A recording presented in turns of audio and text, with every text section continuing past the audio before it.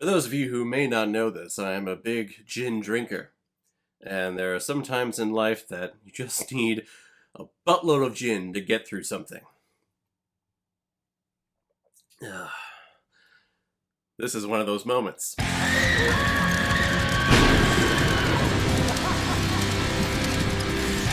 Shivers Down Your Spine, released in 2015, is a horror anthology collection of all these independent horror stories put together all the way from Dead Lantern Pictures. Now, I'm reviewing this film because the sequel, entitled Chills Down Your Spine, comes out on video-on-demand streaming services in the month of October, and that is going to be my next review. I'm going to be reviewing Chills Down Your Spine, but in order to watch that one, I really wanted to check out the very first one, and at the time of me putting together all these reviews, it was not available for me. It's available now on Amazon, of course, but I reached out to the director and said, hey, I am really interested in actually checking this one out if I'm going to do that sequel. And Matthew Kistler, he was really cool. He sent me the screener for the very first installment, so now I can properly adjudicate the entire Down Your Spine-averse. I don't know if that's what it's called, but that's what I'm coining it. In Shivers Down Your Spine, a man goes to his microwave for his frozen pizza only to find a lamp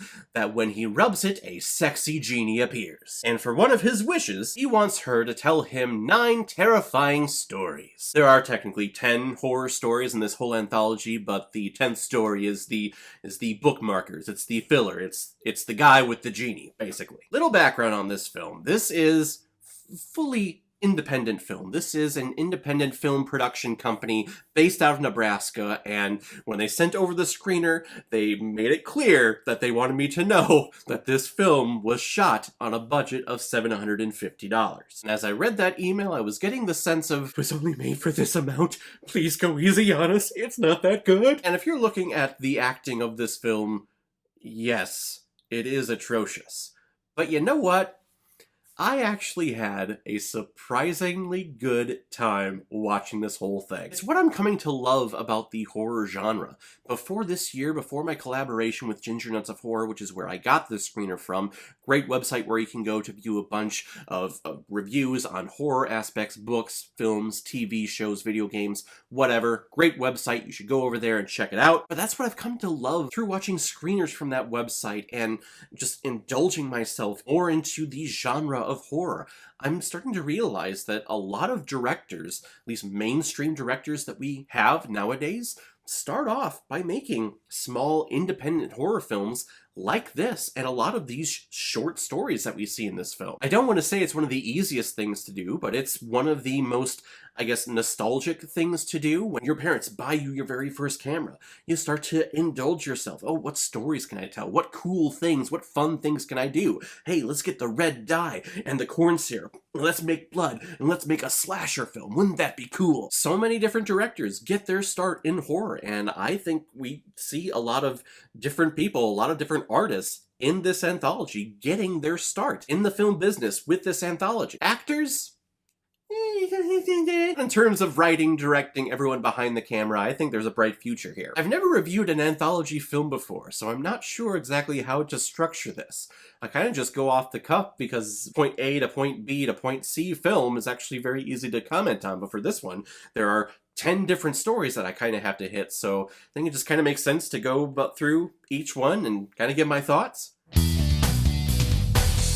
First off, we have the story called Out of the Lamp, which is kind of the bookends, the filler storyline that we have going on here. And this immediately gives you the taste of the type of independent exploitation films that we're getting. I mean, this is B movie, this is C, D, E, F, G movie. And we start right out of the gate where the guy rubs the lamp and a genie appears, and she is completely topless, which personally, I am okay with, and especially if an actress, if someone is okay with going bare-breasted on screen, totally okay with that. As a matter of fact, you know, what are breasts other than really big, nipples from a man? Just that female boobs have the power to give sustenance and give life, except men's nipples are just kind of there.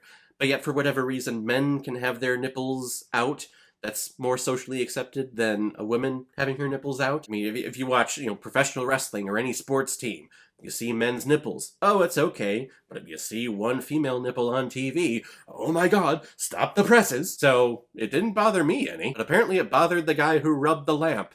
Because as soon as he saw her, he was like, well, put some damn clothes on, Don't want you to be a slut or something. Which I'm going to be honest, with the whole slut-shaming thing, is not making the main character, our main protagonist, or at least our main kind of narrator here, very likable. And that continues throughout this entire thing. You can tell that these two do have chemistry.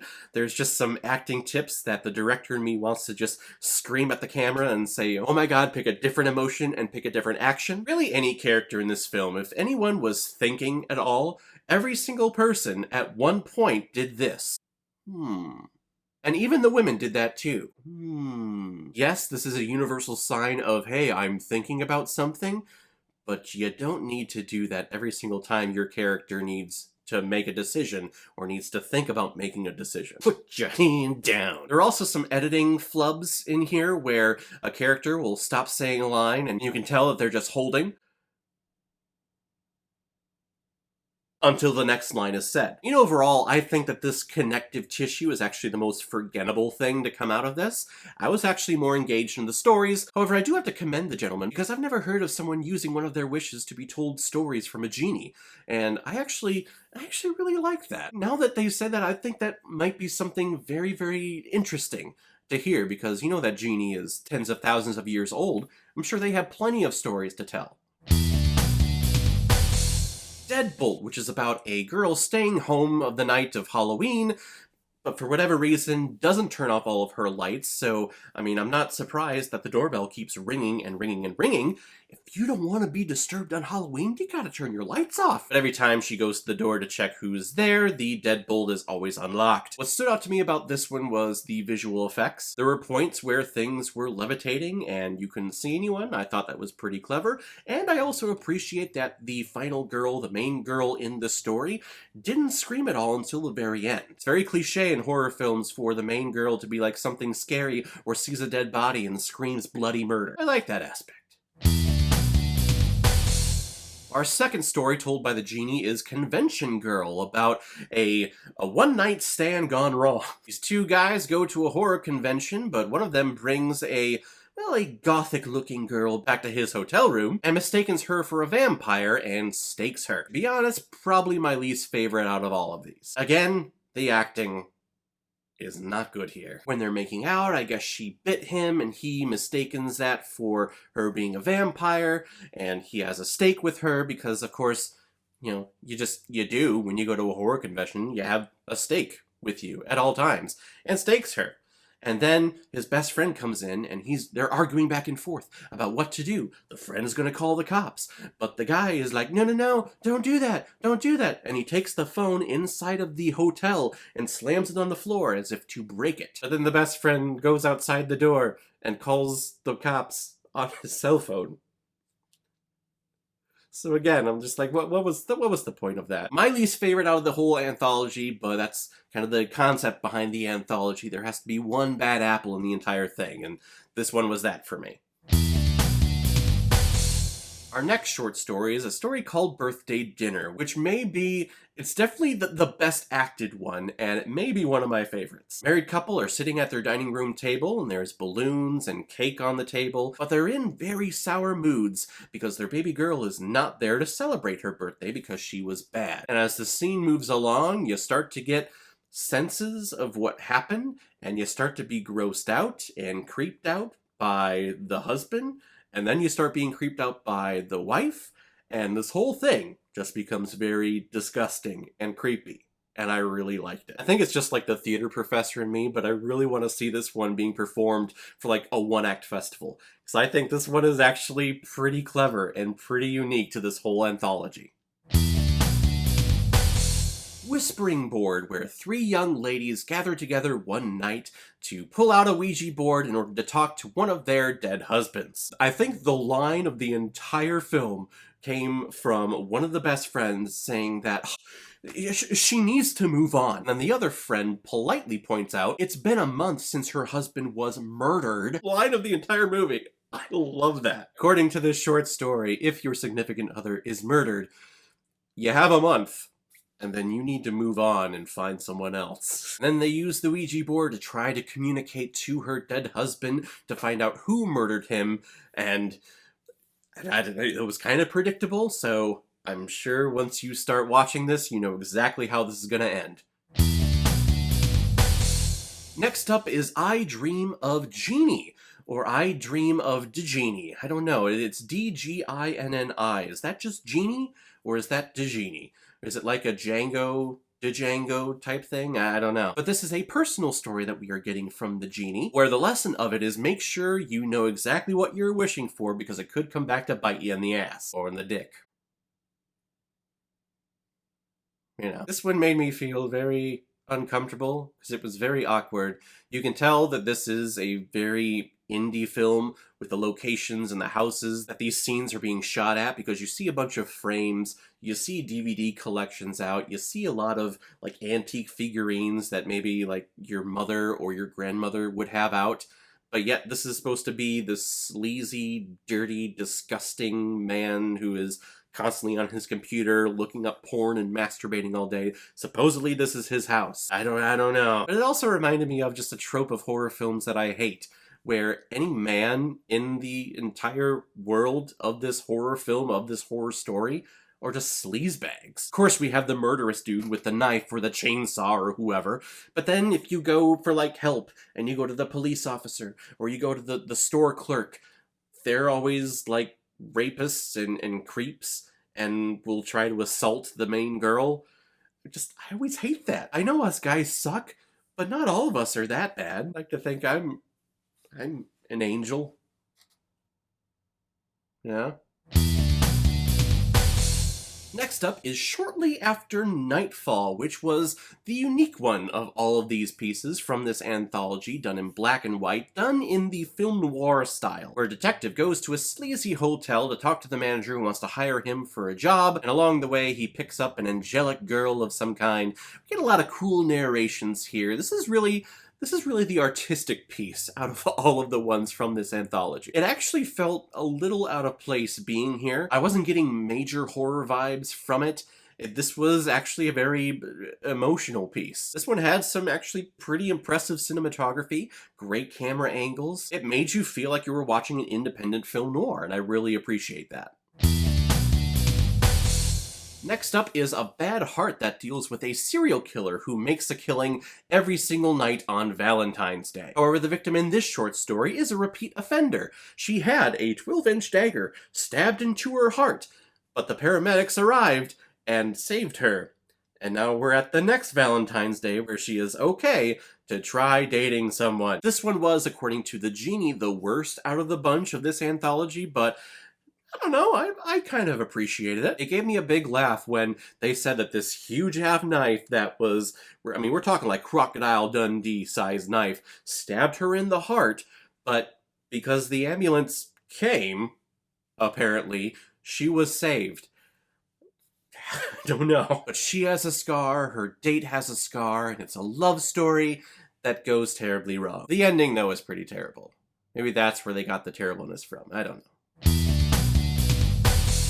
Then our penultimate story of this whole anthology is a story called Last Breath, which turned out to be the most depressing and the most serious out of all these stories. A woman who is alone by herself seems to be having a psychotic break and is reaching out to her friend who apparently seems to be cheating on her. And the camera shows her tempting a lot of scary, different, suicidal things that no one should have to do. And it actually pulled at your heartstrings a little bit. It's not dialogue heavy at all.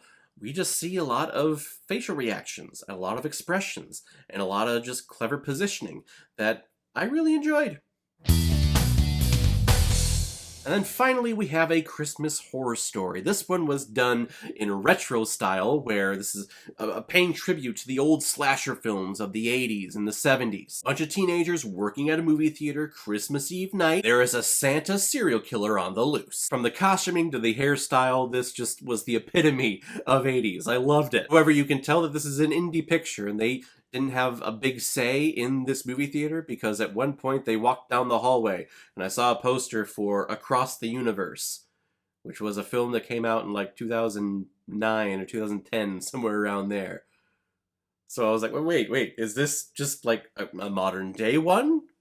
Done in the style of the 80s, or are you actually going for the 80s? I thought you were actually going for the 80s here. But if you love slasher fix, I think you would enjoy this short story. Overall, I had a really fun time watching this. When it started, I was dreading it. I was thinking, oh god, what am I in store for? And by the end, I kind of just dropped all of my guards and dropped and lowered all of my expectations and just sat back and just relaxed and had a good time making some people who you can tell just love and want to make movies.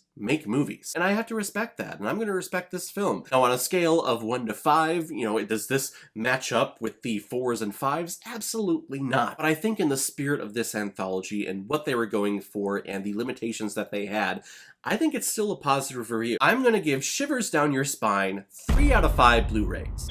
Not exactly what I had in mind, but not bad. So that was the first anthology 5 years ago, and then this year they've released a second anthology called Chills Down Your Spine. So we'll check that one out next time. If any of you have recommendations, films that you want me to review on here, leave your comment below this video, or go to my Facebook page, my Instagram, or my Twitter, leave your recommendation there. If I have access to it, I will watch, review it, and give you a shout on the channel. And if you want to help support me and help building this channel into something bigger than what it's been for the last 3 years, or if you really want me to do your recommendation as quickly as possible, you can make a PayPal donation on the main page of my YouTube channel. Any size donation will do. You can attach your movie to your donation. If I have access to it, I will watch it and get my review done as quickly as possible. So guys, if you checked out Shivers Down Your Spine, what did you think about it? Or if you've never seen it before and you stumbled across it because of this video, then comment below, let me know what you thought about it. And as always, if you like what you see here, if you like my take on movies, then hit the subscribe button and make sure you hit that bell so you'll know the next time I release my next movie review. So guys, I will see you next time with Chills Down Your Spine, but in the meantime, be well, be good to each other, and go watch a movie. Take care, guys.